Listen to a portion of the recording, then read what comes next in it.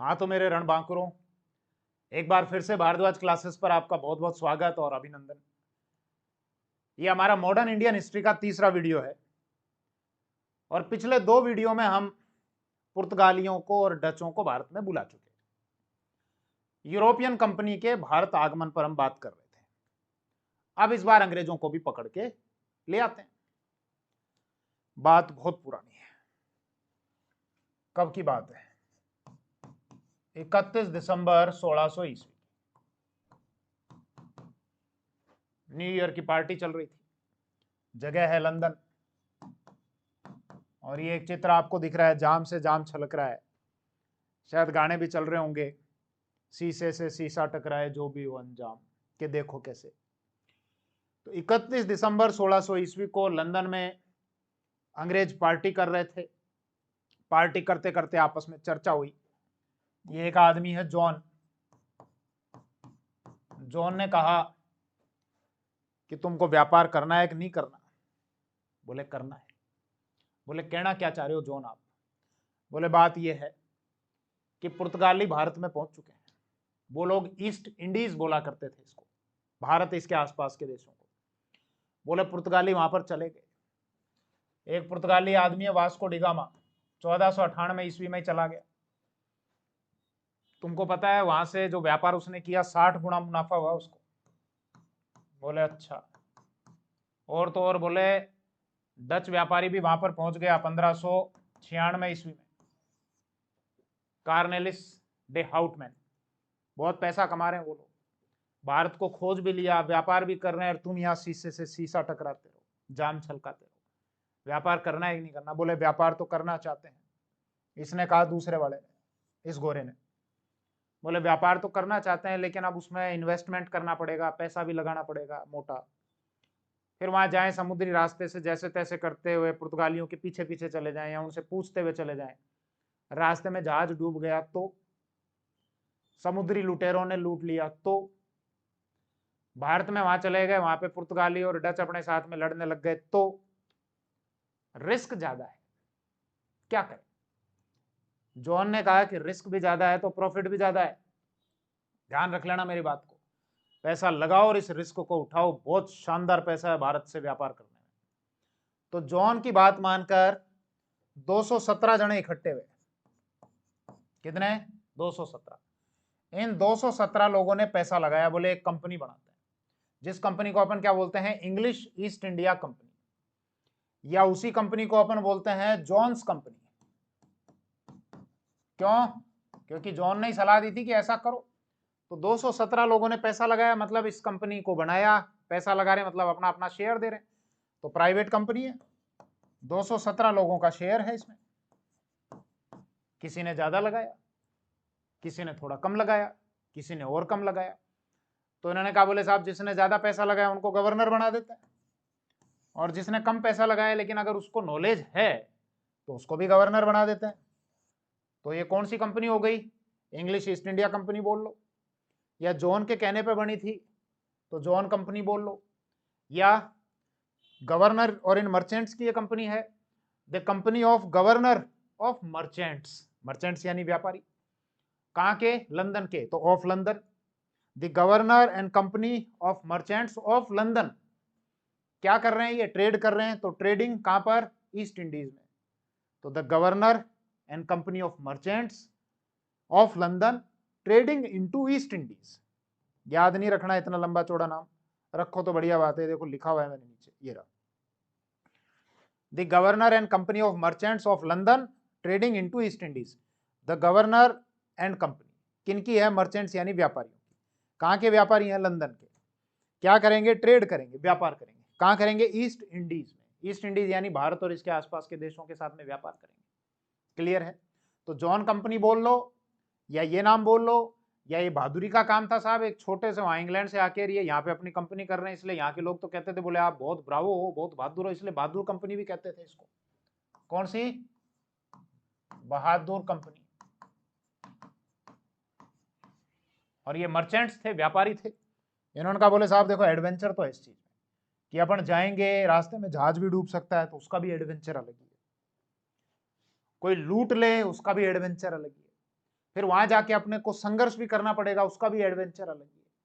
तो ये मर्चेंट्स थे, एडवेंचर कर रहे थे, तो इसीलिए इस कंपनी को मर्चेंट्स एडवेंचर भी कहा गया। क्या कहा गया? Merchants adventures, adventures. तो कंपनी के कई नाम हैं।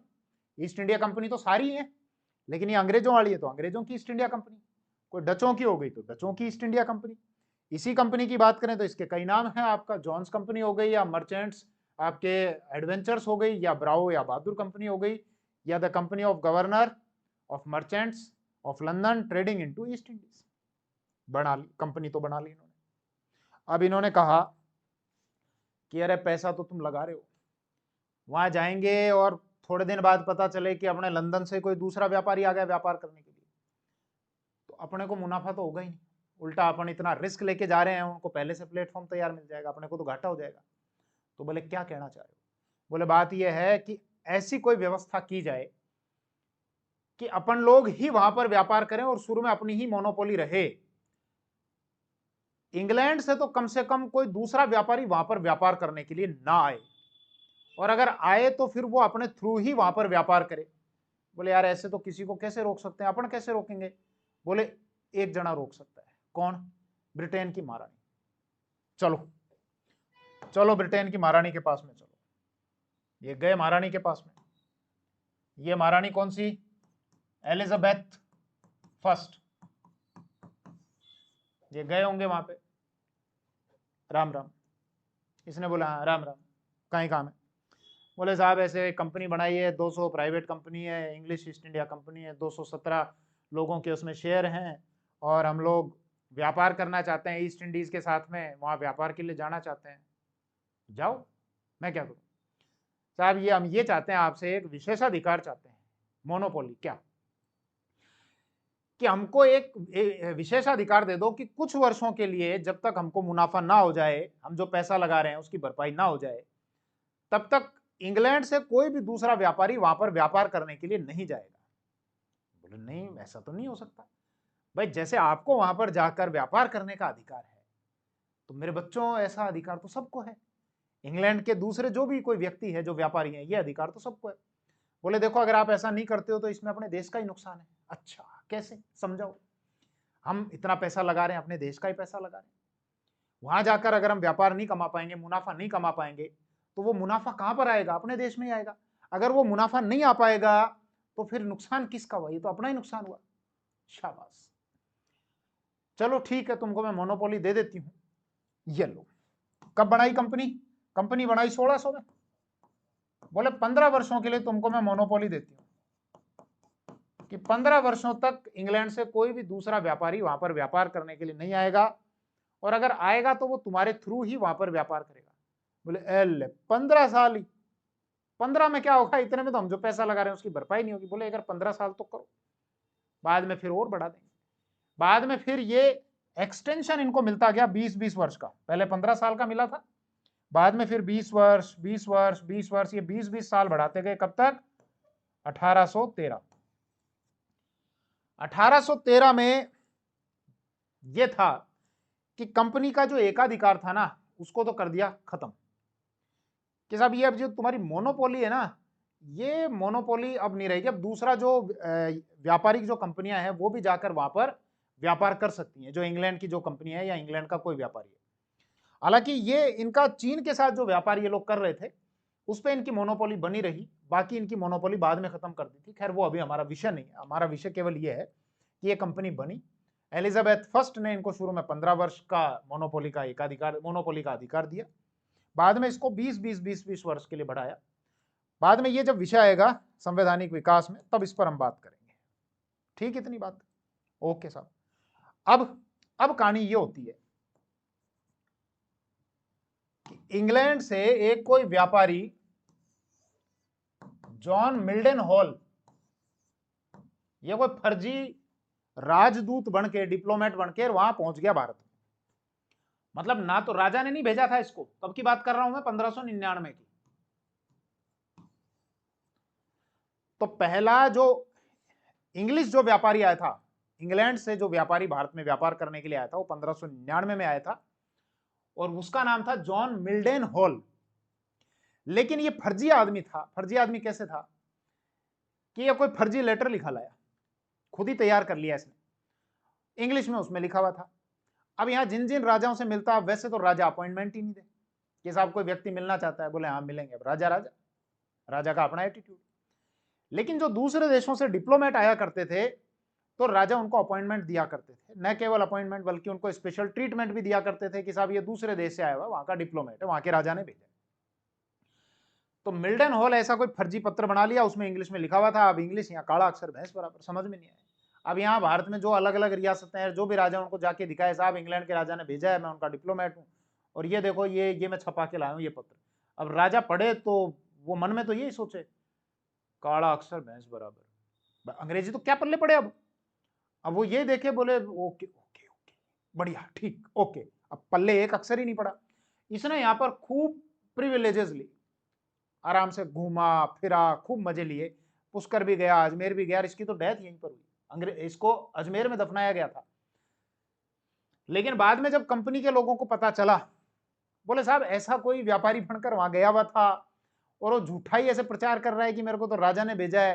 तो कंपनी वाले जो अधिकारी हैं ये गए किसके पास में, वहां के राजा के पास में। अब मैं बात कर रहा हूं कब की, 1608 की।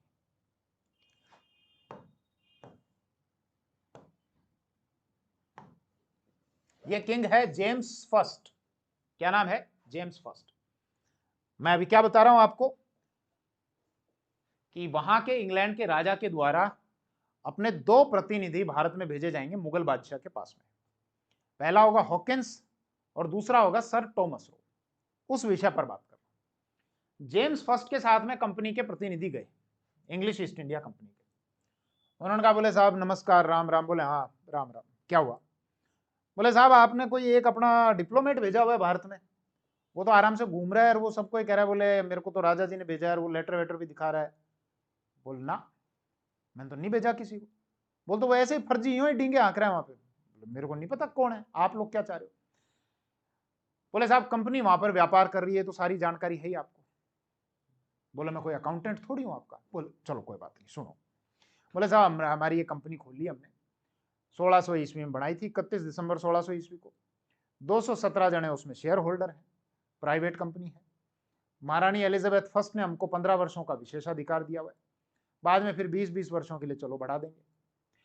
हम आपसे ये चाहते हैं कि आप अपना एक कोई लेटर तैयार करके अपना एक दूत भेज दो, हमारे कंपनी का कोई आदमी होगा, और आप उसको अपना दूत बनाकर वहां के मुगल बादशाह के पास में भेज दो। चार्ल्स ने पूछा, बोले इससे क्या होगा, वो तो सीधे जाके मिल लो। बोले साहब वहां के राजा टाइम ही नहीं देते मिलने के लिए। अब कोई आपका दूत बनकर वहां पर जाएगा तो उनको अपॉइंटमेंट मिल जाएगा, और आपके नाम से हम उनसे कुछ रियायतें भी ले लेंगे, क्योंकि हमारा उद्देश्य तो व्यापार करना है। कुछ अगर रिलैक्सेशन मिल जाएंगे तो इससे कंपनी को फायदा होगा, कंपनी को फायदा होगा तो वो मुनाफा अपने देश में ही आएगा, अपने देश को फायदा होगा। बोले ठीक है। इन्होंने एक लेटर हेड तैयार किया, बोले साहब जाओ मिल लो। और ये पहला अपना एक व्यक्ति भेजा, इसको हॉकिंस को, विलियम हॉकिंस। तो जेम्स ने पूछा, मैं चार्ल्स तो नहीं बोल गया ना, जेम्स फर्स्ट है भैया, तो कई बार क्या कैमरे के आगे ध्यान नहीं रहता बोलते बोलते। तो क्या किया जेम्स फर्स्ट ने 1608 ईस्वी में अपना एक प्रतिनिधि भेजा, हॉकिंस था ये कंपनी का ही। हॉकिंस को क्यों चुना गया, क्योंकि हॉकिंस एक तो था इंटेलिजेंट आदमी, दूसरा इसको फारसी आती थी। इसकी एक पत्नी थी जो आर्मेनिया से थी, उसको इंप्रेस करने के लिए इसने फारसी सीखी, तो फारसी अच्छी बोलता था। कंपनी के लोगों को ये लगा, बोले साहब ये फारसी बोलता है तो वहां के मुगल बादशाह के साथ में डायरेक्ट बातचीत कर लेगा। भाई एक तो ये हो कि मान लो आप चाइनीज बोलो और मैं हिंदी बोलूं, अब मैं अपने विचारों को आप तक पहुंचाऊं तो किसी ट्रांसलेटर के माध्यम से पहुंचाऊं, ऐसे में जो दिल से दिल मिलता है ना वो कनेक्शन नहीं हो पाता। तो ऐसे में एक कोई अंग्रेज जो फारसी बोलता है वो सीधे राजा से, वहां के मुगल बादशाह से बात करेगा तो डायरेक्ट उसके भावों को पकड़ सकता है, अपने भावों को उसी रूप में पहुंचा सकता है। बोले साहब इसको भेज देते हैं, ये बढ़िया फारसी बोलता है और ये जाके मिल लेगा, कंपनी के लिए रियायतें वगैरह ले लेगा। ठीक है साहब। हॉकिंस के नाम से जो है वो जेम्स फर्स्ट ने बना दिया एक लेटर, बोले जाओ। अब हालांकि जिस समय चर्चाएं चल रही थी ना उस समय ये कई जगह पढ़ने में आता है कि मुगल बादशाह अकबर था, क्योंकि अगर अकबर जो है वो 1605 ईस्वी में डेथ हुई थी। तो बनाया तो उसके नाम से था लेटर, लेकिन अकबर की डेथ हो चुकी थी 1605 में, और अगला मुगल शासक बना था जहांगीर, ये जहांगीर। तो मतलब हॉकिंस जब भारत में आया तो उस समय यहां मुगल शासक जहांगीर था। ये जहांगीर के दरबार में आया, एक जहाज में बैठकर आया था, वो ध्यान रखना। ये जहाज है हेक्टर, ये जहाज है, कौन सा जहाज है? हेक्टर। हेक्टर जहाज से आया, बादशाह के दरबार में गया, अपॉइंटमेंट के लिए टाइम मांगा, कहा बोले कल आ जाना, बादशाह ने कल बुलाया, कल का अपॉइंटमेंट है। ये जहांगीर भी बड़ा खुश होता था गोरे अंग्रेजों को देख के, बोले साहब ये गोरे बड़े सुंदर दिखते हैं, और दूसरा ये बढ़िया पीने के लिए बढ़िया ब्रांडेड कंपनी की लेकर आते हैं। पीने का बड़ा शौक था जहांगीर को, बहुत पिया करता था, तो इसलिए पीने वाले के साथ में बढ़िया इसकी घुटे, बढ़िया मित्रता हो, क्योंकि अब हॉकिंस एक तो फारसी जानता है, डायरेक्ट इससे बात करे। फिर हॉकिंस खुद भी खूब पीता था, इसको भी पीने का शौक था, और बढ़िया वहां से बोतलें लेके आते थे, महंगी महंगी बोतलें। बादशाह से अपॉइंटमेंट हो गया फिक्स, मुलाकात हुई, और जहांगीर का बढ़िया दोस्त बन गया। 3 साल तक रहा हॉकिंस, 1608 से और 11 तक। शाम होती दोनों बैठ के आराम से अपना घूंट लगाया करते, पैग लिया करते। इन 3 साल में जहांगीर ने हॉकिंस को 400 की मनसबदारी भी दे दी, दोस्त भी बना लिया अपना, लेकिन व्यापारिक रियायत जो है टैक्स में, ये छूट नहीं दी। अब पीने के टाइम वो कभी बोलता, बोला हुकुम वो टैक्स वैक्स में छूट थोड़ी, बोले कल बात करेंगे, अभी पी आराम से बैठ के। और अगले दिन ये कहता ना, छूट वूट तो कुछ नहीं। फिर पीते टाइम वही, बोले साहब वो कोई छूट वगैरह, बोले कल बात करेंगे, अभी नशे में कुछ नहीं। तो उसको रियायतें कुछ भी नहीं दी। तो अब समझने की बात, ध्यान रखने वाली बात क्या है कि इंग्लैंड के राजा के प्रतिनिधि के तौर पर यहां मुगल बादशाह से मिलने के लिए पहले कौन आया? सबसे पहले हॉकिंस आया। कब आया? 1608 में। मुगल शासक कौन था? जहांगीर। कब से कब तक रहा? 1608 से 11 तक, 3 वर्षों तक रहा। कौन से जहाज में बैठकर आया? हेक्टर में। कितने की मनसबदारी मिली? 400 की मनसबदारी। रियायतें प्राप्त हुई कि नहीं हुई? कोई रियायत प्राप्त नहीं हुई। अच्छा, ये जो मनसबदारी, अब आपके दिमाग में आ रहा होगा साहब ये मनसब क्या? सेना में या पुलिस में एक रैंक होती है, जैसे कई बार पुलिस अधिकारियों को हम देखते हैं तो 2 स्टार लगे हैं, 1 स्टार लगा है, 3 स्टार लगे हैं, या अशोक स्तंभ लगा है, उसके आधार पर हम रैंक डिसाइड करते हैं कि अच्छा ये इस लेवल का अधिकारी है। तो मुगल साम्राज्य में एक रैंकिंग सिस्टम होता था जिसको मनसबदारी कहा जाता था। और किसी को जैसे 5000 की मनसबदारी मिली हुई है, किसी को 6000 की मनसबदारी, यानी 6000 वाला उससे ऊपर है, फिर 7000 की मनसबदारी। अब होता क्या था, जो मुगल जो राजकुमार होते थे या मुगल जो कमांडर होते थे, उनको ही 5000 से ऊपर की मनसबदारी दी जाती थी। सामान्यतः 5000 से ऊपर की मनसबदारी हिंदू राजाओं को नहीं मिलती थी। केवल 2 इसमें अपवाद देखने को मिलते हैं, जैसे एक तो अकबर के टाइम में जो मान सिंह थे उनको 7000 की मनसबदारी मिली थी, और इसके अलावा अजीज कोका थे, उनको भी 7000 की मनसबदारी मिली थी। बाकी ज्यादातर इतनी ऊंची मनसबदारियां हिंदू शासकों को नहीं मिलती थी, केवल मुगल जो कमांडर होते थे या जो राजकुमार होते थे उनको मिला करती थी। तो ये जो है हॉकिंस, इसको 400 की मनसबदारी मिली थी, लेकिन कोई रियायत नहीं मिल पाई थी। हालांकि इसके टाइम में 1608 में एक फैक्ट्री लगा ली थी अंग्रेजों ने सूरत में, इधर ध्यान दो, ये यहां सूरत में अंग्रेजों ने अपनी पहली फैक्ट्री स्थापित कर ली थी 1608 में, और हेनरी मिडल्टन उसका संस्थापक था। मिडल्टन। एक इसमें कंफ्यूज मत होना, वो जो मैंने बताया ना जो फर्जी आदमी आया था 1599 में, वो मिल्डन हॉल था, मिल्डन हॉल। और ये कौन है? Henry Middleton. अब लेकिन क्या हुआ, 1608 में इन्होंने जो फैक्ट्री लगाई थी ना, तो ये तो बिना परमिशन थी, लाइसेंस वगैरह था नहीं इसके इनके पास में। दूसरा, यहां पर पुर्तगाली पहले से स्थापित हो चुके थे। अब वही बात है कि पुर्तगाली नहीं चाहते थे कि साहब हमारे कोई कंपटीशन बढ़े, क्योंकि यूरोप में एक तो वो अकेले ही सामान को ले जाकर बेचे, मुनाफा ज्यादा, एक यूरोप से डच भी आ गए, अंग्रेज भी आ गए, तो उनका मुनाफा घटता चला जाएगा। तो पुर्तगालियों ने क्या किया, यहाँ के जो लोकल व्यापारी थे उन व्यापारियों को भड़काया। ठीक ऐसे ही जैसे जब शुरू में पुर्तगाली आए थे तो उस समय अरब व्यापारी स्टेब्लिश थे, और अरबों ने पुर्तगालियों के खिलाफ भड़काया था। तो अब पुर्तगाली स्टेब्लिश हो गए, तो अब पुर्तगालियों ने अंग्रेजों के खिलाफ भड़काया। वही बात है कि जब तक आप सिस्टम से बाहर होते हो तो सिस्टम के अंदर के जो लोग हैं वो आपका विरोध करते हैं। फिर जब आप सिस्टम में चले जाते हो तो अब आप खुद भी सिस्टम का हिस्सा बन गए, तो अब कोई नया व्यक्ति उस सिस्टम में आने का प्रयास करेगा तो आप उसका विरोध करोगे।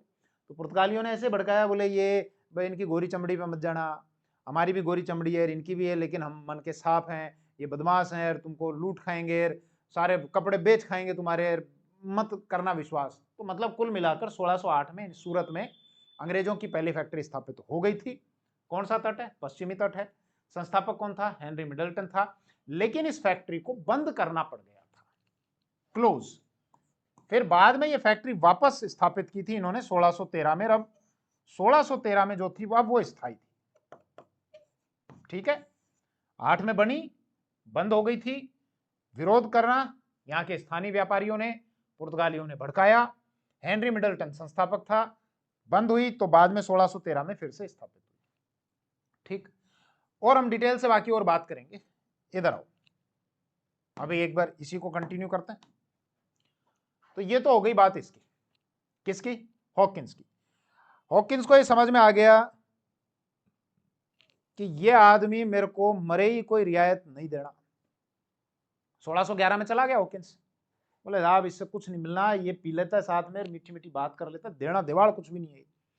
1611 में जब हॉकिंस वापस गया तो कंपनी के प्रतिनिधियों से कहा, बोले साहब मेरे को तो कुछ नहीं मिला वहां से, तुम किसी दूसरे आदमी को भेजो, और मेरी एक सलाह है कि इस बार जहांगीर से जाके मत मिलना। जहांगीर का बेटा है खुर्रम, ये खुर्रम जो आगे चल के शाहजहां के नाम से मुगल शासक बना था, बोले खुर्रम के पास में भेजना, और खुर्रम तुमको मिलेगा गुजरात में, ये गुजरात का गवर्नर है, और ये अगर तुमको कोई परमिशन दे देगा तो उसको जहांगीर मना नहीं करेगा, तो इसलिए पहले इससे मिल लेना, खुर्रम से, ठीक है। अब कंपनी ने अपना दूसरा प्रतिनिधि तैयार किया, और ये दूसरा प्रतिनिधि है ये थॉमस रो। ये आप एक इमेज देख रहे हैं कि जिसमें ये जहांगीर बैठा हुआ है, यहां पर ये जहांगीर बैठा हुआ है, ये थॉमस रो है। ये बात है 10 जनवरी 1616 ईस्वी की। कहां की बात है ये? अजमेर की। राजस्थान में एक जगह आती है अजमेर, वहां की ये बात है। वहां पर जहांगीर अपना दरबार लगा रहा था, और वहीं पर थॉमस रो जो है वो मुगल शासक जहांगीर के समक्ष उपस्थित हुआ था। तो खैर बात क्या है, अब थॉमस रो को चुना गया कि भैया थॉमस रो अब तू जा, और इसको भेजा गया 1615 ईस्वी में। 1615 ईस्वी में ये आया, और हॉकिंस की कही हुई बात थी इसके दिमाग में। ये जाकर मिला इससे, खुर्रम से, और खुर्रम से कहा, बोले साहब देखो हम यहाँ व्यापार कर रहे हैं और कुछ व्यापारिक रियायतें हम चाह रहे हैं यहाँ पे, तो टैक्स में छूट मिल जाएगी तो हम थोड़ा मुनाफा कमा लेंगे, और देखो हमारा कोई प्रॉफिट नहीं हो रहा है, पैसा लगा, रोनी आ गया यार, ऐसे बोले कहीं करूँ, अब तो थे ही बचाओ, और बोले रो मत रो मत, सुबकियां ले लेके रोने लग गया।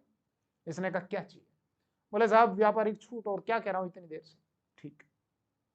उसने कहा बोले ये ले मेरा लेटर, जाके पापा को दिखा देना, पापा मना नहीं करेंगे। तो ये गया, जहांगीर उस समय बैठा था यहाँ।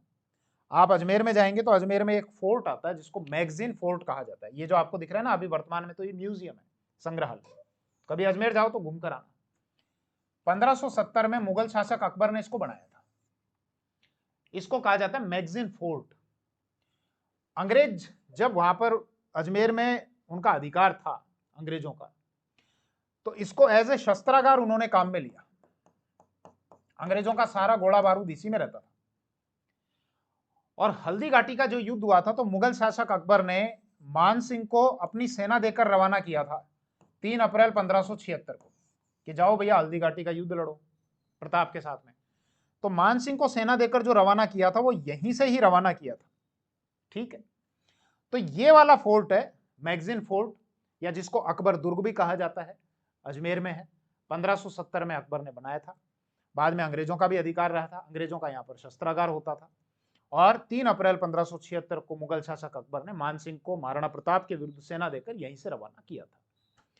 थॉमस रो जब आया तो थॉमस रो को पता चला कि साहब वो तो जहांगीर तो जो है वो मैगजीन दुर्ग में है। ये गया, अपॉइंटमेंट वगैरह लिया, डेट मिली, बोले साहब 10 जनवरी को आ जाना। 10 जनवरी 1616 को ये गया, और जाके इसने कहा, बोले साहब वो हम अंग्रेज हैं, व्यापार कर रहे हैं, वही सारी बातें जो हॉकिंस ने करी। जहांगीर ने देखा, बोले वो तो सारी बात कर गया था हॉकिंस, रियायतें ना तो उसको दी ना तेरे को दूं। हॉकिंस ने वो लेटर दिखाया, बोले साहब ये पकड़ो, दिखा एक बार पढ़ो। उसमें लिखा हुआ था, बोले खुर्रम के साइन, बोले पापा मैंने बात कर ली है, पापा आप तो दे देना। तो खुर्रम मतलब वास्तविक जो इसको रियायतें दे दी थी वो किसने दे दी थी? खुर्रम ने दे दी थी। अब जब खुर्रम का लेटर इसके पास में पहुंचा, जहांगीर के पास में, तो जहांगीर ने उसको अप्रूव कर दिया। बोले ठीक है, जब खुर्रम ने बोल दिया तो चल ठीक, करो तुम व्यापार करो, कोई बात नहीं। तो वो जो व्यापारिक छूट थी वो टॉमस रो लेने में सफल रहा। ध्यान रखने वाली बात क्या है, इस पूरी जो मैंने अभी आपको कहानी बताई, दो अंग्रेज जो आए मिलने के लिए जहांगीर से, कौन, पहला आया हॉकिंस, दूसरा आया रो, टॉमस रो। हॉकिंस 1608 से 1611 3 वर्ष तक रहा, 400 की मनसबदारी भी मिली, लेकिन उसको कोई व्यापारिक रियायत नहीं मिली। टॉमस रो 1615 में आया था। 10 जनवरी 1616 को जहांगीर से मुलाकात हुई। जहांगीर से मिलने से पहले जहांगीर के पुत्र खुर्रम से, जो गुजरात का गवर्नर था, उससे मिला था, उससे व्यापारिक छूट के लिए परमिशन ले ली थी। जहांगीर ने उसको अप्रूव कर दिया था, तो ये छूट प्राप्त करने में सफल रहा। तो पहले कौन आया, दूसरा कौन आया, और कुछ बातें। हॉकिंस जो आया था वो कौन से जहाज से आया था, हेक्टर जहाज से आया था। क्लियर इतनी बात तो? चलो अब आगे बढ़ते हैं।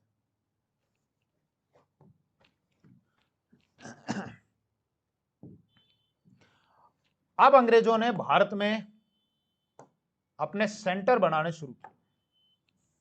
बोले अब सेंटर बनाओ तेजी से। तो सबसे पहली फैक्ट्री तो कहां पर बनाई थी इन्होंने, सूरत में। अब मैं क्या बता रहा हूं आपको, अब मैं ये बता रहा हूं कि भारत में अंग्रेजों के कौन कौन से सेंटर थे, कहां कहां पर इनकी फैक्ट्रीज थी, कैसे कैसे इन्होंने स्थान प्राप्त किए, और कैसे इनके जो मुख्य केंद्र थे तीन, एक तो बंगाल प्रेसिडेंसी, मद्रास प्रेसिडेंसी और बॉम्बे प्रेसिडेंसी, यहां पर इनका अधिकार कैसे हुआ, कैसे इनको खरीदा। अब ये सारी कहानी मैं आपको बता रहा हूं, ठीक, सुनना बात को। ये तो बता चुका कि पहली फैक्ट्री 1608 कहां पर, सूरत। संस्थापक हेनरी मिडल्टन। बंद करनी पड़ी, व्यापारियों का विरोध हुआ, पुर्तगालियों ने भड़काया, फिर वापस 1613 में इन्होंने फैक्ट्री को फिर से स्थापित कर दिया। ये स्थायी थी, ये स्थायी, इसको बॉम्बे को थोड़ा सा फ्री रखें, ये स्थायी। अब ध्यान, 1613 में सूरत में जो स्थायी फैक्ट्री खोली थी, अब ये पूर्वी पश्चिम रटने की आवश्यकता नहीं है, क्योंकि सीधी सी बात है, इधर ये पूर्वी हिस्सा है, ये पश्चिमी हिस्सा है, तो पहले कहां पर आए थे, पश्चिमी हिस्से पर ही आए थे। अब ध्यान दो, सूरत में 1613 में जो स्थायी फैक्ट्री खोली थी, तो उससे 2 साल पहले यहां पर एक जगह आती है आंध्र प्रदेश में, मसूलीपट्टनम, जिसको मछलीपट्टनम कहा जाता था, उसी को मसूलीपट्टनम कहा इन्होंने। 1611 ईस्वी में मसूलीपट्टनम में इन्होंने अपनी फैक्ट्री लगाई। तो ध्यान रखना, पूर्वी तट पर अंग्रेजों की जो पहली फैक्ट्री थी वो मसूलीपट्टनम थी, जिसको मछलीपट्टनम कहा जाता था, 1611 में लगाई, ये आंध्र प्रदेश में आता है। और पश्चिमी तट पर इनकी जो पहली फैक्ट्री थी वो सूरत में थी। अब धीरे धीरे धीरे धीरे धीरे धीरे चीजें देखो, सुनना, ये एक जगह आती है यहां पर गोलकुंडा। गोलकुंडा, गोलकुंडा कहां पर आता है, तेलंगाना राज्य में आता है। कंपनी का कोई अधिकारी गया, गोलकुंडा का शासक था कुतुब शाह। कुतुब शाह से मिलने के लिए गया, बोले साहब हम यहाँ व्यापार करना चाहते हैं और हमको कुछ व्यापारिक रियायतें दे दो, टैक्स वगैरह ज्यादा लगते हैं। कुतुब शाह उस दिन पता नहीं क्या सूंघ के बैठा हुआ था। कुतुब शाह ने कहा कि एक काम करो, मेरे को 500 पैगोडा दे दो और ड्यूटी फ्री ट्रेड कर लो, मतलब कोई टैक्स नहीं, सारे टैक्स में छूट, बस साल के 500 पैगोडा दे देना और तुम यहाँ पे व्यापार करो। ये पैगोडा मतलब वो नहीं कोई वो ये कहे कि साहब पैग लगा के दे दो, और वो पैगोडा वहां की मुद्रा थी, है ना, पैग मत सोचना। तो 500 पैगोडा में गोलकुंडा के सुल्तान, गोलकुंडा जो तेलंगाना में आता है, वहां के सुल्तान कुतुब शाह ने 500 पैगोडा वार्षिक में इनको दे दिया, ड्यूटी फ्री ट्रेड करो। ये कहलाता है सुनहरा फरमान। सुनहरा ही है ना, एक तो आप टैक्स दोगे, एक 500 पैगोडा पकड़ाओ और ड्यूटी फ्री ट्रेड करो, तो ये सुनहरा फरमान हो गया। अब एक जगह आती है आपके ओडिशा में, कौन सी, हरिहर। 1633 में हरिहर में इन्होंने फैक्ट्री लगाई, और ये कब की बात है गोलकुंडा वाली, ये आपकी 1632। फिर से अगर बोलूं, सूरत 1608 लेकिन बंद, 1613 स्थायी, वापस खुली। पूर्वी तट की बात करें तो मसूलीपट्टनम या मछलीपट्टनम आंध्र में 1611 में। फिर गोलकुंडा तेलंगाना में आता है, कुतुब शाह ने 500 पैगोडा दो और ड्यूटी फ्री ट्रेड करो, इसको सुनहरा फरमान कहा गया। कब की बात, 1632 की। फिर ओडिशा में आता है आपका हरिहर, 1633 में यहां पर फैक्ट्री खोली। फिर अंग्रेजों को सूचना मिली, ये जो मद्रास है, ये पहले एक गांव था, इसका नाम था चेन्नई। अंग्रेजों को ये सूचना मिली, बोले साहब चेन्नई बिक रहा है। तो ये गए, बोले साहब ये चेन्नई हमको चाहिए। बोले ले लो, पैसे दो और खरीद लो। तो 1639 ईस्वी में 1639 इन्होंने चेन्नई नामक गांव खरीदा, और चेन्नई इनसे बोला नहीं जाता था, इसका नाम इन्होंने कर दिया मद्रास। बाद में हम लोग आजाद हुए, और आजाद होने के बाद हमने इस मद्रास का नाम बदलकर फिर से क्या कर दिया, चेन्नई। यही वो चेन्नई या मद्रास है जो इनका मुख्य केंद्र बना, मतलब जो इनकी 3 प्रेसिडेंसी थी, बंगाल, मद्रास और बॉम्बे, उन 3 प्रेसिडेंसी में से इनकी एक ये प्रेसिडेंसी थी। यहां पर इन्होंने एक फोर्ट बनाया जिसको फोर्ट सेंट जॉर्ज कहा गया। कौन सा? Fort Saint George. किसने बनाया? Francis Day. भाई दिन में बनाया होगा या दिन में जन्म हुआ होगा इसका, फ्रांसिस डे का इसलिए नाम है इसका डे। फ्रांसिस डे ने यहाँ पर फोर्ट सेंट जॉर्ज बनाया। कहां पर बनाया? चेन्नई में, जिसको ये लोग मद्रास बोलते थे। यहाँ पर ये इनकी प्रेसिडेंसी थी। तो कब मिला ये चेन्नई इनको? 1639 ईस्वी में। चेन्नई था इसका नाम, चेन्नई, हमने चेन्नई कर दिया। अब देखो ध्यान देना, ये एक संयोग आप कहो भले कि 30-30 साल के अंतराल पर ही अब इनको एक तो बंगाल मिल गया, मतलब कोलकाता, जहां पर इनकी मेन प्रेसिडेंसी थी, और 30 वर्ष के अंतराल पर ही इनको बॉम्बे मिल गया। अब उस चीज को मैं समझाऊं तो उससे पहले आपको यहां पर लेकर चलता हूं, इस बंगाल की तरफ। ये थोड़ा सा मैं इधर बना रहा हूं, हालांकि है तो ये वाला हिस्सा बंगाल का, लेकिन मैं यहां ऑलरेडी लिख चुका हूं, तो इसीलिए या तो मैं एक काम करता हूं, इसको दूसरी स्लाइड ले लेता हूं। ये ठीक है, ये दूसरी स्लाइड में से इसको हटा देते हैं।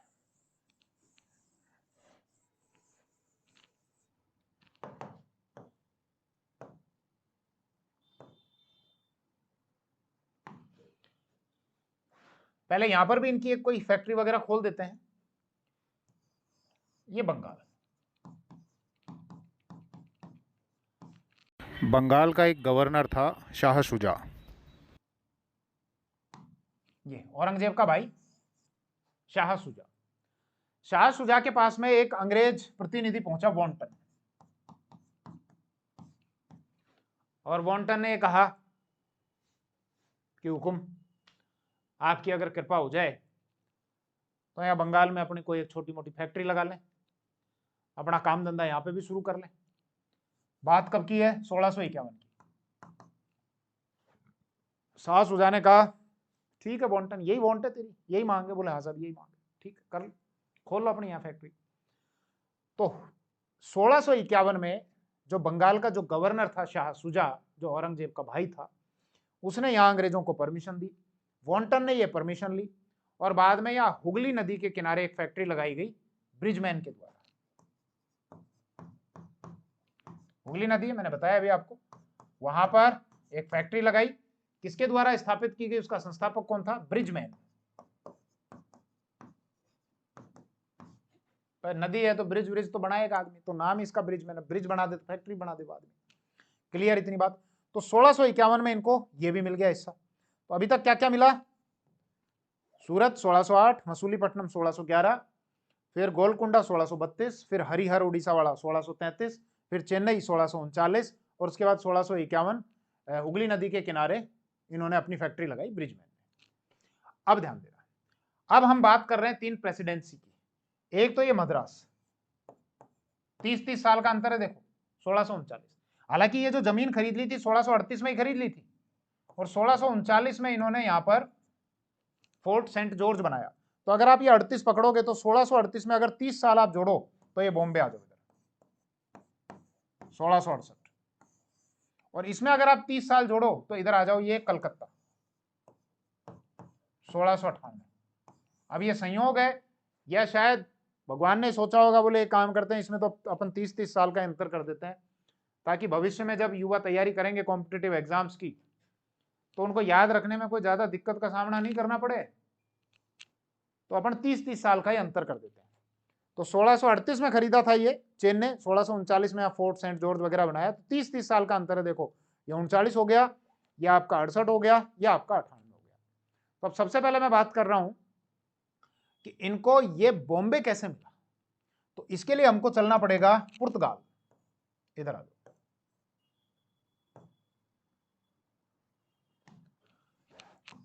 ये पुर्तगाल की राजकुमारी कैथरीना ब्रिंजा, कैथरीना ब्रिंजा बड़ी हो गई थी, जवान हो गई थी, तो इनके पिताजी ने सोचा, बोले लड़की बड़ी हो गई है, शादी करनी है।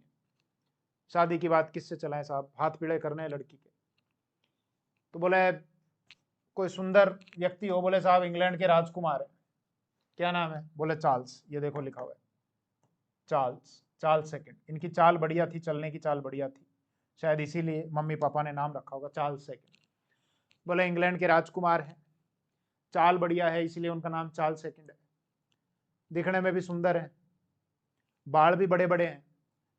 तो कैथरीना की शादी अपन तो एक काम करते हैं, चार्ल्स सेकंड के साथ में कर देते हैं। ठीक, हलवाइयों को ऑर्डर दे दिए गए, मिठाई उठाई बनवा ली गई, तंबू टेंट वेंट भी लगा दिए गए, डीजे पे गाने भी चला दिए गए, आज मेरे यार की शादी है, आज मेरे यार की शादी है। कब की बात है, 1661 में शादी हो गई। अब ये जो दहेज वाली समस्या है, ये केवल यही नहीं है, ये दहेज की समस्या सब जगह रही है। ये प्रथा, अगर आप इसको कहो, अपने यहाँ दहेज बोल दो, बाकी जगह गिफ्ट बोलते थे लोग, देते ये भी थे। यहां पर राजकुमार और राजकुमारी की शादी हो रही है, तो अब गिफ्ट भी बड़ा हो। तो गिफ्ट में क्या दिया, पुर्तगालियों के पास में यहां पर उनका जो मुख्य सेंटर था वो तो था गोवा, मैंने आपको पहले वीडियो में बताया था। पुर्तगालियों के पास ही यहां पर बॉम्बे भी था, जिसका नाम था मुंबई। अब मुंबई इनसे बोला नहीं जाता था, मुंबा माता के नाम पर था, और ये उसको बोलते थे बॉम्बे। क्या बोलते थे, बॉम्बे। तो इन्होंने कहा, बोले देखो बॉम्बे अपने पड़ा हुआ है, तो अपने काम करते हैं, बॉम्बे दे देते हैं गिफ्ट में, राजकुमार को दे देते हैं, और राजकुमार को दे दिया बॉम्बे गिफ्ट में। अब ये बात ईस्ट इंडिया कंपनी के जो प्रतिनिधि थे, उनको ये बात पता चली,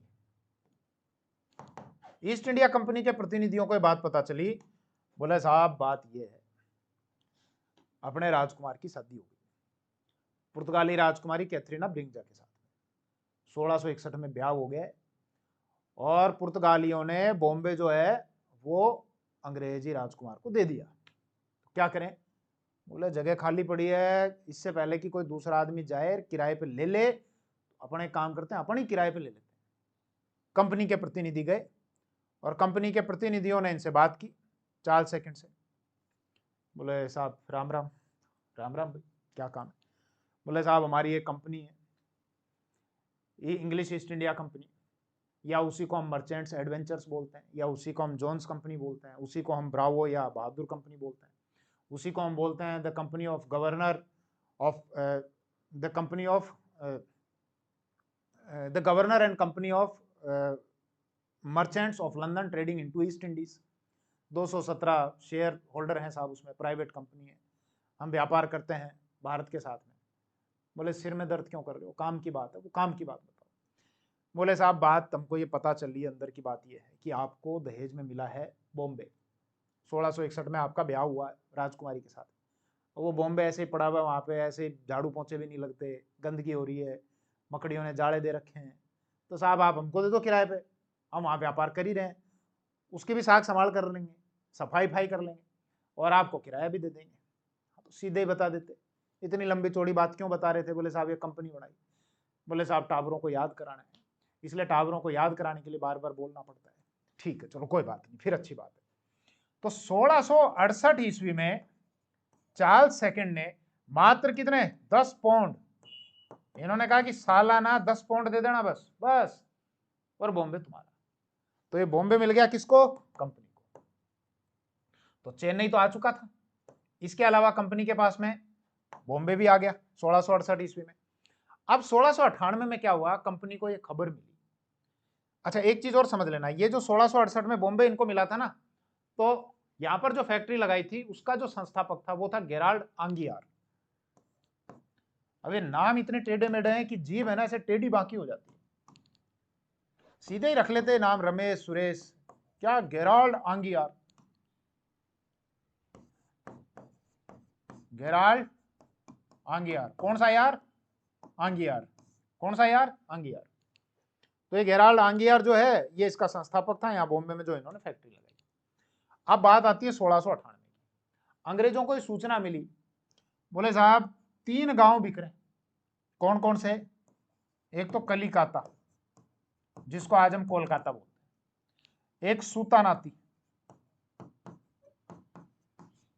और एक गोविंदपुर। बोले ये 3 गांव बिक रहे हैं, इससे पहले कि कोई दूसरा खरीदे अपने तो भागो और खरीद लो। 12,000 रुपए में इन्होंने 3 गांव खरीदे। और यहां कलिकाता में, जिसको कैलकटा ये लोग बोलते थे, यहां पर इन्होंने एक फोर्ट बनाया, फोर्ट विलियम। देश आजाद हुआ, अब हमारी सरकार ने इसका नाम चेंज किया और इसका नाम अब कर दिया विजय दुर्ग। तो ध्यान रखना, फोर्ट विलियम को क्या बोलते हैं? विजय दुर्ग। और ये विजय दुर्ग जो बनाया, ये बनाया एक आदमी था जिसकी 4 नाक थी। 4 नाक नाम था इसका, जॉब 4 नाक। नाक एक ही रही होगी, आप तो कर देना 4 नाक, इमेजिन कर लेना। तो 4 नाक जो है वो इसका संस्थापक रहा था। और इसका जो पहला जो गवर्नर बनाया था फोर्ट विलियम का, वो था चार्ल्स आयर। समझाता हूं बात को, फिर से बोलता हूं। 1698 में सूचना मिली, क्या? 3 गांव बिक रहे हैं, कलिकाता, सूतानाती, गोविंदपुर। अंग्रेजों ने 12,000 पकड़ाए, तीनों गांव खरीदे। कलिकाता को किया कैलकटा, हम बाद में आजाद हुए, हमने इसको कर दिया कोलकाता। यहां पर एक फोर्ट बनाया जिसको फोर्ट विलियम कहा गया। जॉब 4 नाक इसका संस्थापक था। इसका नाम हमने फोर्ट विलियम का नाम चेंज करके कर दिया विजय दुर्ग। ठीक है, ध्यान रखना इस चीज का। और ये जो फोर्ट विलियम है, तो फोर्ट का जो अधिकारी था उसको ये लोग बोलते थे गवर्नर। जैसे यहाँ का भी एक गवर्नर होता था, यहाँ का भी एक गवर्नर होता था, यहाँ का भी एक गवर्नर होता था। 3 प्रेसिडेंसी थी इनकी। तो 3 प्रेसिडेंसी में यहाँ गवर्नर, यहाँ गवर्नर, यहाँ गवर्नर। बाद में फिर इन्होंने क्या किया, ये एक्ट लेकर आए थे, एक रेगुलेटिंग एक्ट। क्योंकि कंपनी के जो ये कर्मचारी हैं, जो अधिकारी हैं, खूब पैसा कमाया करते थे। और इतना पैसा कमाया करते थे जितने ब्रिटेन के पास में, वहां की महारानी के पास में, पूरे देश के पास में इतनी संपत्ति, इतना पैसा नहीं था जितना इन कर्मचारियों के पास में पैसा होता था, इस कंपनी के पास में मतलब। और उस देश के पास में इतनी बड़ी फौज नहीं थी, उससे 1.5 गुना फौज जो है, या 1.5 गुना ना कहूं तो उससे ज्यादा, बहुत ज्यादा फौज जो है इस कंपनी के पास में, इतनी बड़ी फौज हो गई थी। तो क्राउन को टेंशन होने लगी कि कल को तो ये हमारा तख्ता ही पलट कर देंगे, इतनी बड़ी फौज है, इतना पैसा इनके पास में है। तो बाद में इनको रेगुलेट करने के नाम पे अलग अलग कानून आए। जैसे 1773 का एक एक्ट आया था, रेगुलेटिंग एक्ट। और उस रेगुलेटिंग एक्ट में यह था कि यहाँ का जो गवर्नर है वो ज्यादा पावरफुल है, और ये दोनों जो हैं, इनके कुछ कानून जो है वो यही बनाएगा। और बाद में तो फिर हम ये देखते हैं अलग अलग समय पर अलग अलग कानून आए। 1833 में इस गवर्नर को भारत का ही गवर्नर जनरल बना दिया। फिर 1857 में इसको वायसराय बना दिया। वो हालांकि इस वीडियो का विषय नहीं है। अभी हम शुरुआती दौर में केवल ये चर्चा कर रहे हैं कि अंग्रेजों को ये सारे क्षेत्र कैसे मिले। उम्मीद है ये इतनी बात आपको समझ में आ गई होगी। इसको अगर मैं अब इसको रिवाइज करूं कि अंग्रेजों ने कहां कहां अब अपनी सत्ता स्थापित, कहां कहां अपने केंद्र बनाए, इसको अगर मैं वापस रिवाइज करूं, तो मैं एक स्लाइड इसकी और ले लेता हूं और बना लेता हूं।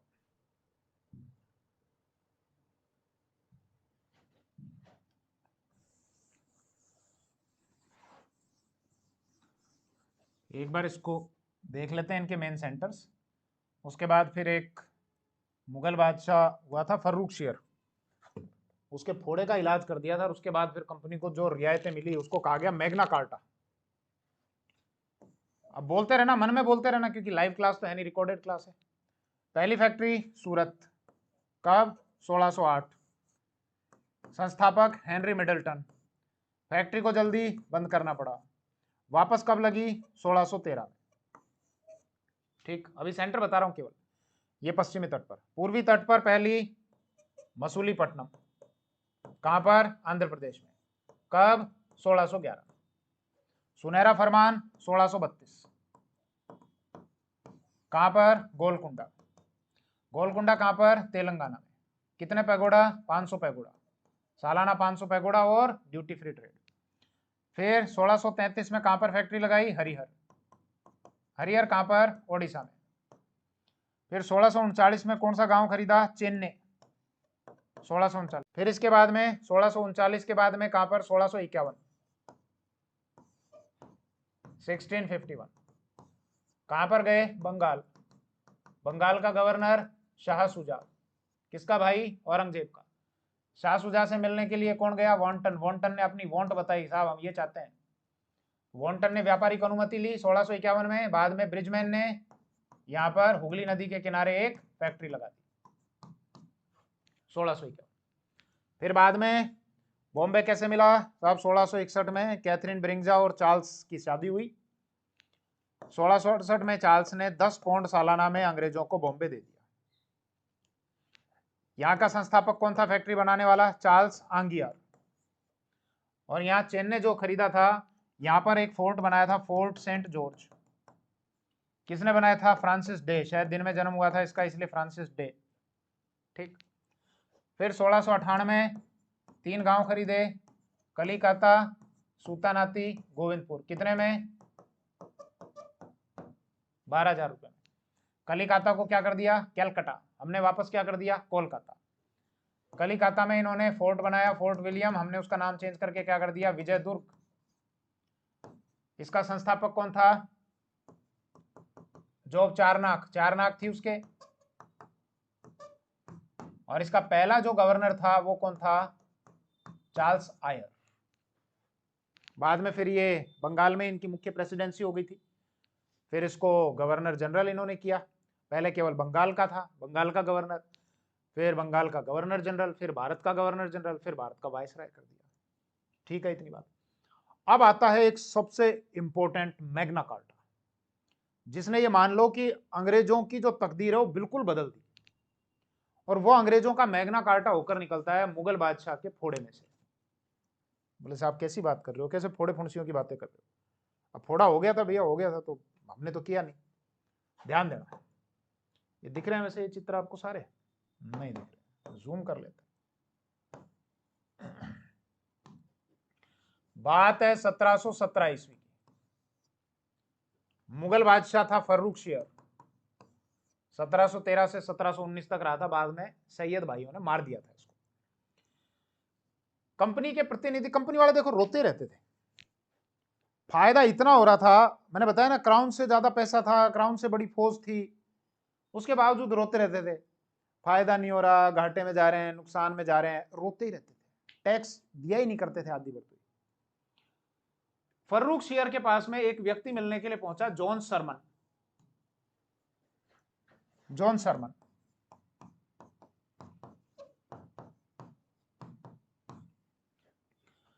बोले साहब मेरे को मुगल बादशाह से मिलना है। सीधे थोड़ी मिलेगा बादशाह से।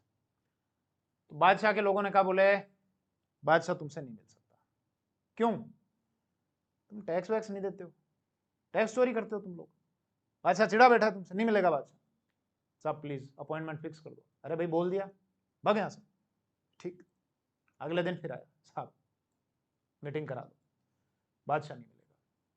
फिर अगले दिन आया, साहब, अरे बोले यार नकटे हो गया तुम, नहीं मिलेगा तो नहीं मिलेगा। बोले साहब एक बार मीटिंग तो फिक्स करा दो एक बार, आप टैक्स की बात कर रहे हो, हम टैक्स नहीं देते। कभी आपका कोई प्रतिनिधि बनकर आ जाता है, अधिकारी बन के, कहीं कोई अधिकारी बन के आ जाता है, पता ही नहीं चलता असली कौन है नकली कौन है। कई बार तो हम नकली आदमी को दे देते हैं, बाद में फिर असली वाला आता है, बोले मेरे को तो टैक्स दिया ही नहीं। तो इसी चीज को तो दूर करने के लिए हम आए हैं। और आप नहीं मिलने दोगे तो मैं डेली आता रहूंगा, मैं बैठा रहूंगा यहाँ कोने में। बोले एक बात बताऊं, कान इधर कर, कान में एक बात बताता हूं, बादशाह के फोड़ा हो रहा है, बादशाह नहीं मिल सकता। अब बादशाह एक तो खुद फोड़े से परेशान है, बोल साहब कहाँ हो रहा है? बता नहीं सकते, ऐसी जगह हो रहा है, नहीं बता सकते, बैठ नहीं पा रहा है। तो एक तो फोड़े से परेशान है, फिर तुम्हारे टैक्स की जो खबरें वो पहुंच रही है, तुम टैक्स नहीं दे रहे, तो वैसे ही वो अपने फोड़े की पीड़ा में है। और फिर हम जाके कहेंगे साहब वो अंग्रेज प्रतिनिधि मिलना चाह रहे हैं कंपनी वाले, वो हमारी गर्दन कलम करवा देगा। बोले साहब फोड़े का इलाज करवा देते हैं, हमारे पास में एक डॉक्टर है। कौन सा डॉक्टर है? बोले ये है साहब, हैमिल्टन, विलियम हैमिल्टन। इसकी यही डेथ हुई थी, इसकी कब्र है यहाँ कोलकाता में, बंगाल में ही है। और ये एक नेट से मैंने उठाया जिसमें जानकारी है कि साहब हैमिल्टन ने बादशाह की बीमारी का इलाज किया था। तो ये हैमिल्टन है। तो शर्मन ने कहा, बोले साहब देखो शर्माने की बात तो है नहीं, किसी का ही हो जाए फोड़ा, मेरे ही हो जाए। अब फोड़ा देख के थोड़ी होता है कि कहां पर होना है। बोले हमारे साथ में एक डॉक्टर है हैमिल्टन, सर्जन है ये, सर्जन, सर्जरी करता है, इलाज कर देगा बढ़िया शानदार। बोले नहीं किया तो देख लेना, बादशाह तुमको तो मारेगा ही मारेगा, मेरे को भी मार देगा। अरे आप एक बार प्रस्ताव तो भेजो। जाके कहा होगा, बोले साहब वो कंपनी के प्रतिनिधि आपसे मिलना चाहते हैं। बोले तुम आए कैसे उनके लिए सिफारिश करने के लिए? बोले साहब वो कोई डॉक्टर भी, हैमिल्टन सर्जन है, और वो ये कह रहा है कि वो फोड़ा है ना, उसका इलाज भी कर देगा। अरे बोले यहाँ बाकी यहाँ के जो डॉक्टर वॉक्टर उनसे इलाज नहीं हुआ, चल भेज एक और भेज, क्योंकि मैं तो पीड़ा में हूँ। हैमिल्टन गया, हैमिल्टन ने कहा बोले हाँ साहब मैं डॉक्टर हूँ और बढ़िया आपका इलाज कर सकता हूँ, और हैमिल्टन ने उस फोड़े को काट दिया। बादशाह के शुरू में तो हुई पीड़ा, लेकिन बादशाह के आराम आया, बोला सही है हैमिल्टन, तूने मेरा फोड़ा काटा है, मैं तुम्हारी तकलीफ काटूंगा, बता क्या चाहता है। मुगेम्बो खुश हुआ। फर्रुख शेयर ने जब ये कहा तो हैमिल्टन ने कहा बोले साहब मेरा एक, हमारे कंपनी के एक प्रतिनिधि हैं जॉन शर्मन, वो कई दिनों से आपसे मिलना चाह रहे हैं, कुछ बात करना चाह रहे हैं, तो आप एक बार उनको थोड़ा टाइम दे दो। बोले ठीक है, कल बुला लाना, कल ले आना। इसने शर्मन को कहा कि बोले अब शर्माने की बात नहीं है, अब जाके खुल के मांग लेना, मैंने फोड़ा काट दिया, इलाज कर दिया है, और अब तेरे को जो मांगना मांग लेना। अब ये गया शर्मन। अब शर्मन को आए अंग्रेजी, इसको आए फारसी, तो इसलिए ख्वाजा एक व्यक्ति को अपने साथ में लेके गए, ख्वाजा सेहुर्द को। सेहुर्द को, ये कहाँ का था? आर्मेनिया का, ताकि ये ट्रांसलेट कर सके, इसकी बात इसको समझा दे, इसकी बात इसको समझा दे। इसको इंग्लिश भी आती थी, फारसी भी आती थी। ख्वाजा सेहुर्द गया और ख्वाजा सेहुर्द ने इनकी बात को ट्रांसलेट किया। तो कौन कौन व्यक्ति, नाम ध्यान रखना, जॉन शर्मन, ख्वाजा सेहुर्द ये ट्रांसलेटर था, विलियम हैमिल्टन जिसने फोड़े इनके बीमारी का इलाज किया। वहां मत लिखना है मेंस में कि साहब फोड़ा हो रहा था और ऐसी जगह हो रहा था जहां बैठा नहीं जा रहा था, वो काट लेगा नंबर एग्जामिनर, है ना। सीधी सी बात है कि साहब इनके सर्जन था और बादशाह की जो बीमारी थी उस बीमारी का इलाज किया। फोड़े वोड़े में पीएचडी मत कर लेना बैठ के। तो इसने कहा बोले साहब देखो व्यापार करने में दिक्कत होती है, ऐसे परेशान हो रहे हैं, कंपनी को रियायतें चाहिए। बोले क्या चाहते हो? मुगेम्बो खुश है, क्या चाहिए तुमको? बोले साहब बंगाल में व्यापार कर लें, सूरत में व्यापार कर लें। बोले ठीक है, नक्शा दिखाओ, नक्शा दिखा के बताओ क्या चाह रहे हो तुम। तो इन्होंने कहा बोले साहब एक तो बंगाल में व्यापार कर लें। बोले एक काम करो, 3,000 रुपए पकड़ाओ, 3,000 साल के, इसके अलावा तुमको कोई टैक्स नहीं देना, सिर्फ 3,000 रुपए पकड़ा दो, ड्यूटी फ्री ट्रेड करो, कोई टैक्स नहीं देना। बगल में वजीर बैठा था, लेकिन हुकुम 70-80 हजार का रेवेन्यू आता है वहां से, 60,000 का तो कम से कम लेना चाहिए था आपको। फोड़ा बहुत तकलीफ दे रहा था, फोड़ा काटा है साथ में। 3,000 रुपए दो, बंगाल में व्यापार करो, ड्यूटी फ्री ट्रेड। बोले साहब वो सूरत में भी अगर कुछ ऐसा ही कर देते तो 10,000 रुपए पकड़ाओ, ड्यूटी फ्री ट्रेड करो। फिर बोले साहब हमारे भी थोड़े सिक्के, आपके सिक्कों के साथ हमारे भी थोड़े से सिक्के चल जाए। बोले क्या बात कर रहे हो, तुम सिक्के चलाना चाह रहे हो? मतलब यहाँ मेरे राज में तुम्हारे सिक्के, हमारे सिक्के पूछेंगे नहीं? फिर उधर से हैमिल्टन बोला, बोले साहब वो थोड़ा वोड़ा ठीक है, कोई दिक्कत है तो बताओ, टेढ़े मेढ़े होके देखो थोड़े। बोले नहीं थोड़ा वोड़ा तो बिल्कुल सही है, दे दो साहब थोड़ा सा। बोले चलो ठीक है, सारे तो सिक्के नहीं, लेकिन तुम्हारी जो बॉम्बे में जो टकसाल है ना, बॉम्बे टकसाल, वहां के सिक्के चल जाएंगे। ठीक साहब, ठीक माई बात। इसके बाद बोले साहब और, अरे बोले और क्या चाहिए, सारे कपड़े खोलोगे क्या? तुमको 3,000 में ये दे दिया, बंगाल में व्यापार कर लो, ड्यूटी फ्री ट्रेड। 10,000 में तुमको बोल दिया 10,000 साल के पकड़ाओ सूरत में, जबकि यहाँ के 2-3 लाख का रेवेन्यू आता है, 10,000 में दे दिया, और क्या चाहिए तुमको? फिर तुम्हारे बॉम्बे टकसाल वाले सिक्के भी चला दिए, और जान लोगे क्या? बोले साहब अब कलकत्ता के आसपास थोड़ी जमीन वमीन भी खरीद लें। बोले साहब वो खरीदी तो थी हमने। बादशाह ने कहा बोले तुम तो मेरे से परमिशन मांग रहे हो, तुम तो पहले से खरीद के बैठे हो, कलिकातार, सुल्तानातिर, गोविंदपुर और ये खरीदे, मेरे को क्या पता नहीं है, मेरे को क्या समझ रखा है तुमने? बोले साहब वो गलती हो गई, वो बिना आपसे पूछे, लेकिन अब आपसे पूछ के वहां कुछ जमीन वमीन खरीदना चाहते हैं। बोले चलो ठीक है, कलकत्ता के आसपास भी जमीन खरीद सकते हो।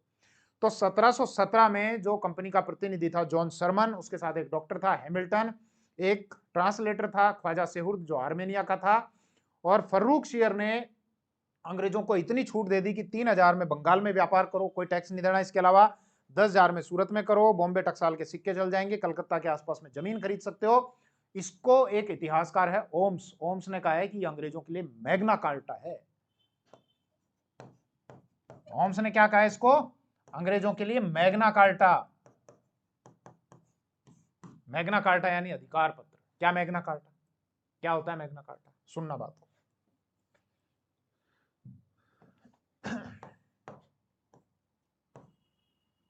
एक कोई शासक था इंग्लैंड का, जॉन सेकंड। ये शासक है, क्या नाम है? John second. बात कब की है? 1215 ईस्वी। जॉन सेकंड के हाथ में सारी शक्तियां थी और जॉन सेकंड के जो सामंत हैं, सामंतों को जॉन सेकंड ने ना के बराबर अधिकार दे रखे थे, मतलब कोई अधिकार नहीं दे रखे। सामंत क्या? सामंत मतलब ये एक राज्य है, इस राज्य का ये एक राजा है। पूरे राज्य की जमीन को राजा अकेला नहीं देख सकता, तो राजा क्या करता है, अलग अलग जगह के पट्टे दे देता है कि तू यहाँ की जगह देख ले, यहाँ का प्रशासन संभाल ले, यहाँ से जो टैक्स आएगा टैक्स का थोड़ा सा हिस्सा तेरे पास रख लेना, बाकी हिस्सा मेरे पास पहुंचा देना। तो ऐसे ये अलग अलग जो फ्यूडल लॉर्ड, जो सामंत बैठा रखे हैं, जो जागीरदार हैं, उनको सामंत कहा जाता है। तो ये जो जॉन सेकंड है, इसने सामंतों को कोई अधिकार नहीं दे रखे। 1215 ईस्वी में ये सामंत इकट्ठे होकर जॉन सेकंड के पास में गए, बोले सारी ताकत तूने ले रखी है, हमारे पास में कोई पावर नहीं है, हमको तो ऐसे ही बैठा रखा है। बोले क्या चाहिए तुमको? बोले और क्या कह रहे हैं, हम ताकत दे, हमको भी अधिकार दे कुछ। तो जॉन सेकंड ने 1215 ईस्वी में एक लेटर पर इनको कुछ अधिकार दिए। उस लेटर को कहा गया मैग्ना कार्टा, अधिकार पत्र की ये लो तुम्हारे ये अधिकार है, और भी कुछ चाहिए तो बताओ क्या चाहिए तुमको। इसलिए जब कई अधिकारों की बात आती है तो हम बोलते हैं कि साहब ये हमारा मैग्ना कार्टा है। जैसे भारत के संविधान में हमको मौलिक अधिकार मिले हुए भाग 3 में, तो हमारा मैग्ना कार्टा, हमारा अधिकार पत्र है। इसी तरीके से यहां पर अंग्रेजों को जब इतना सारा सब मिल गया, तो ये जो एक इतिहासकार है ओम्स, उस ओम्स ने क्या कहा कि ये अंग्रेजों के लिए मैग्ना कार्टा है, अंग्रेजों को एक साथ इतनी सारी चीजें मिल गई। तो ये बात होती है ब्रिटिश ईस्ट इंडिया कंपनी की। मेरे हिसाब से आपको ये विषय बहुत डिटेल से और बहुत अच्छे से समझ में आ गया होगा। अब एक तो स्वीडन वाले रह रहे हैं, उसमें तो कुछ है ही नहीं, वो तो आए क्यों थे यहाँ पता नहीं, और एक फ्रांसीसी रह रहे हैं। अब आगे के वीडियोस में हम ये बात करेंगे कि फ्रांसीसियों और अंग्रेजों के बीच में लड़ाई होगी। पहले के वीडियोस में मैं बात कर चुका आपके साथ में कि डचों और अंग्रेजों के बीच में लड़ाई हो चुकी, वेदरा की लड़ाई या बिदेरा, या जिसको हुगली या चिंसुरा का युद्ध कहा गया। तो डचों को तो हरा ही दिया। 3 कर्नाटक वॉर्स होंगे फ्रांसीसियों के साथ में, फ्रांसीसियों को भी हरा देंगे। उसके बाद बस फिर अंग्रेज ही अंग्रेज, और अंग्रेज फिर 1764 में जो बक्सर का युद्ध होगा, उस बक्सर के युद्ध में एक साथ इतना बड़ा क्षेत्र आ जाएगा उनके पास में कि उनको ये समझ में नहीं आएगा कि करना क्या है, और फिर अंग्रेज बन जाएंगे भारत में सत्ता, ताकत, व्यापारिक सत्ता से राजनीतिक सत्ता हो जाएंगे। और उसके बाद फिर हमारी प्रतिक्रिया आएगी जिसमें हम अंग्रेजों को यहां से भगाने का प्रयास करेंगे, और उनको हम बोलते हैं नेशनल मूवमेंट, और फिर हम अंग्रेजों से आजाद हो जाएंगे। ये सारा सब किस्सा चलेगा आगे। चलिए, वीडियो पसंद आया तो आप लाइक जरूर करें। थैंक यू, जय हिंद।